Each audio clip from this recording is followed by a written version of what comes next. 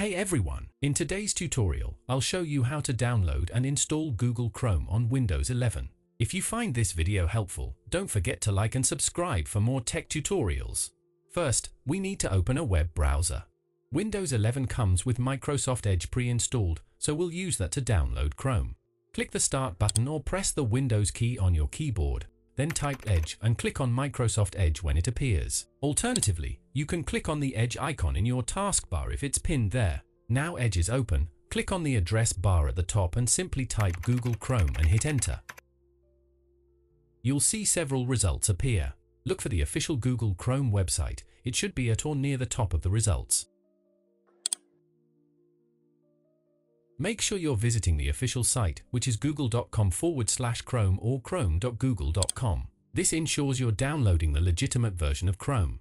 Once you're on the official Google Chrome page, you'll see a prominent blue button that says Download Chrome. Click on this button. The Chrome installer file will now begin downloading.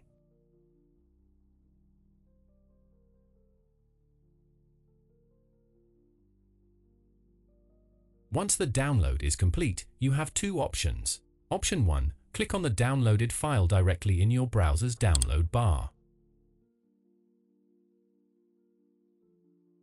Option 2, open File Explorer by pressing Windows+E, then click on Downloads in the left or right sidebar.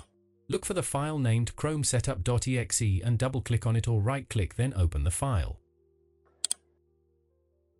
Chrome will now automatically download the full installation files and install itself.